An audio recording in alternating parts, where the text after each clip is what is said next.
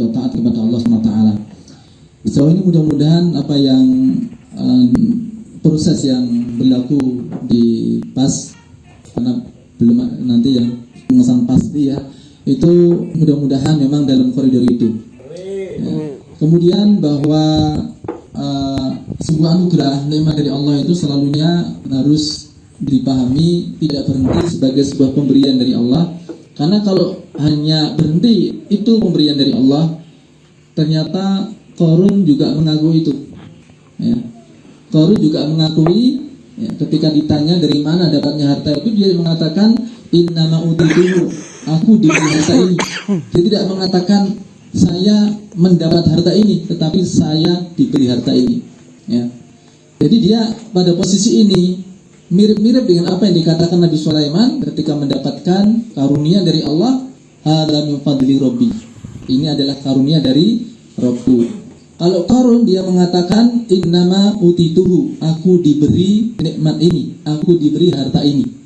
Ada kemiripan. Nah, perbedaannya adalah di belakang kalimat tersebut. Ya.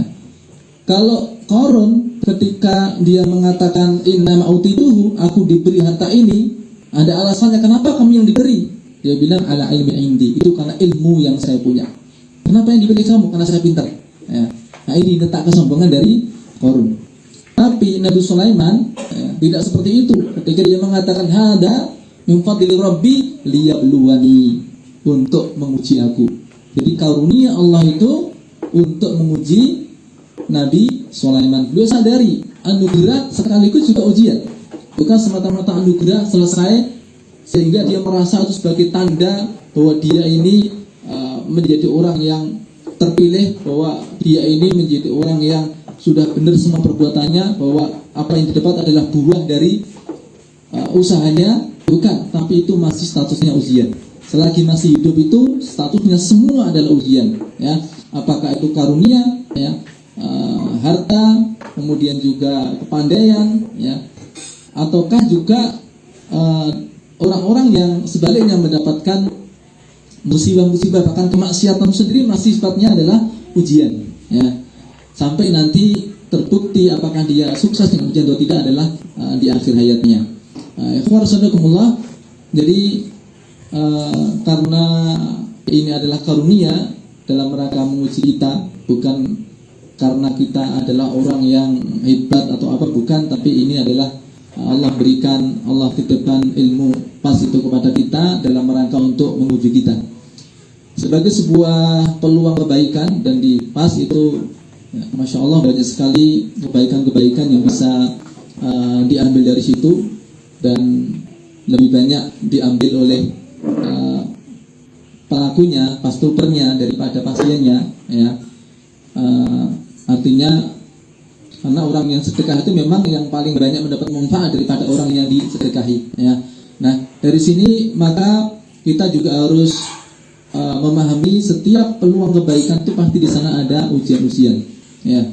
Dan ujian itu atau bahkan ada godaannya, ya. Dan setan selalu mencari peluang-peluang bagaimana bisa masuk, ya, menggeser suatu kebaikan. Ada peluang kebaikan, setan akan menggeser posisinya dari yang semestinya menjadi apakah ekstrim kanan ataukah ekstrim kiri, ya. Dalam bahasa para ulama ifrat dan tafrid, ya. Setiap apapun itu selalu ada ifrat dan tafridnya. Ada orang yang antipati, tapi ada orang yang kelewat dalam menyikapi, itu selalu, ya. Dalam hal wudu, ada orang yang bermudah-mudah wudu itu asal-asalan, ya. Nabi mengancam bailul lil aqrabi minan nar, hati-hati dengan tumit-tumit neraka. Orang wudu tapi tidak perhatian apakah betul-betul sudah berasuh atau belum. Tapi ada orang yang kelewat batas, ya. Wudu sampai 2 kulah dihabisin, ya. Temannya dari bagian itu pun masih ragu-ragu, jangan-jangan wudunya belum sah, ya. Sampai ada yang tanya sampai saya ini sudah wudu tapi saya masih ragu, jangan-jangan belum sah wudu saya ulang wudu saya masih ragu lagi, jangan-jangan belum tertib, sampai saya masuk ke dalam sungai dulu, ya. Mentah saya masih ragu juga, jangan-jangan belum sah wudu saya.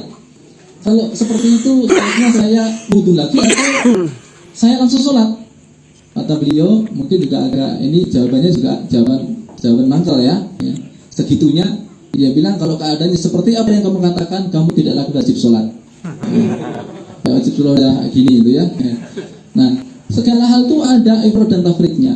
Pada butuh, pada niat sholat, ada yang begitu mau sholat langsung masuk. Ini pikirannya belum in. Ya.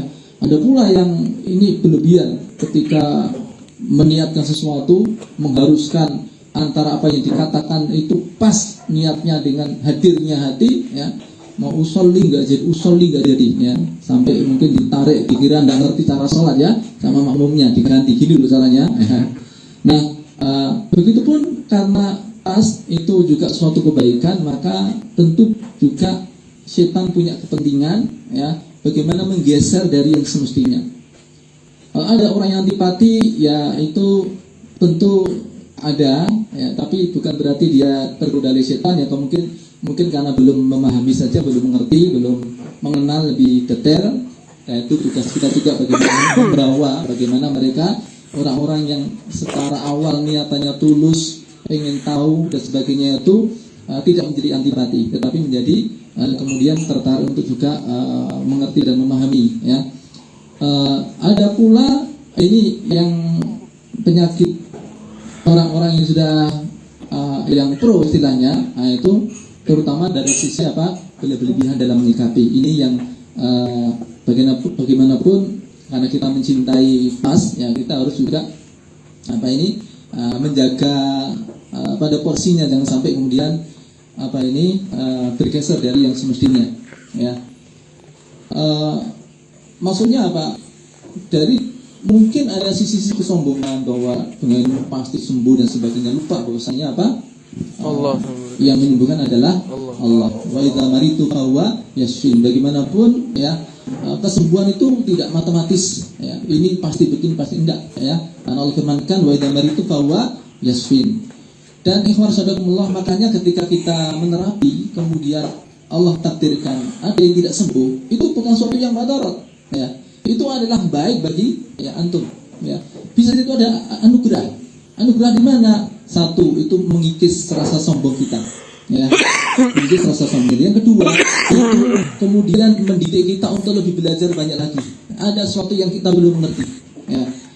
Maka kalau ada dulu kayak biasa di komunitas para peruqyah ya, kalau peruqyah tidak berhasil itu kemudian ngelokro, padahal itu baik ya. Seandainya ruqyah langsung sembuh, ruqyah langsung sembuh, ruqyah langsung sembuh, lalu sombong ya, itu udah datang peruqyah macam-macam ya, se-Indonesia datangi, tidak modal, begitu datang saya langsung apa? Langsung pergi jinnya. Nah itu kesombongan masuk ya. Maka ketika ada ya di antara kita menerapi kemudian Allah takdiran belum sembuh, itu bukan suatu yang mudarat, itu baik bagi kita, itu adalah bagian dari menerapi hati kita ya. Kemudian ikhwanakumullah, bagian yang setiap kebaikan itu godaannya ya, ada kecondongan yang berlebihan yang bisa menggeser niat kita ya. Pernah saya sampaikan di upgrading di Jogja ya, beberapa hal ya, karena ini peluang kebaikan jangan sampai bergeser ya. Bergesernya itu kenapa? Kadang ada fitnatun nisa ya, tadi apa? Godaan wanita, ada fitnatul mal, fitnah harta ya. Udah ngerti duit, nanti kalau ada pasien itu kok kayaknya tidak punya duit ya, kurang semangat ketika terapi ya. Udah karena tidak punya duit, satu jurus saja ya, punya duit berapa ya, satu jurus ya. Nah, nanti kalau ternyata ada yang hutang, nanti ya apa ini udah sembuh dipintir lagi, nanti biar sampai nanti apa ya, insya Allah tidak seperti itu ya. Tapi ini bagian dari fitnatul mal, fitnah berupa harta ya. Kemudian juga banyak hal lagi ya, fitnatus suhra, fitnah ketenaran ya. Itu bagian dari kesombongan bahwa saya ini ya paling ini itu dan sebagainya ya. Di antara ini paling senior dan sebagainya, itu adalah bagian-bagian yang kita harus waspadai. Dan terakhir, karena kita ada organisasi yang nantinya yaitu dalam bahasa ulama amal jama'in, tentu harus memahami dan sesuatu yang menjadi godaan itu kalau amal jama'i itu biasanya adalah antar teman, antar anggota. Ini godaan yang harus kita mengerti, kita pahami karakternya ya. Dan sebenarnya masing-masing kita bukan sama anggota aja juga ujian kok. Sama anggota juga ujian juga. Wa ja'alna ba'dakum li ba'din fitnah atas birun. Dan kami jadikan sebagian kamu dengan sebagian lain sebagai ujian ya. Kamu sabar atau tidak ya. Suami itu ujian bagi istri, istri ujian bagi suami, anak ujian bagi bapak, bapak ujian bagi anak ya. Anak ujian bagi ibu, ibu ujian bagi anak ya. Dai ujian bagi umat, umat ujian bagi dai ya. Begitupun masing-masing antar satu teman dengan teman yang lain ya.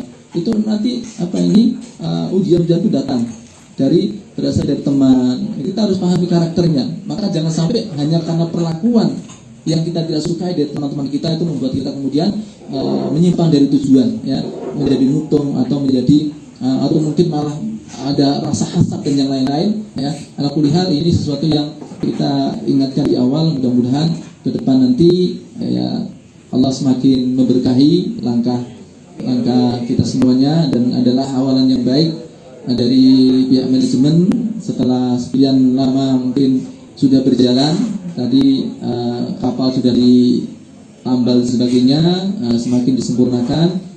Mudah-mudahan Allah mudahkan langkah-langkah kita dan semakin bisa mendatangkan kemanfaatan lebih besar kepada umat ini dan bagian dari andil ya kebangkitan umat Islam. Ini yang bisa saya sampaikan. Akhirul kalam. Assalamualaikum warahmatullahi wabarakatuh.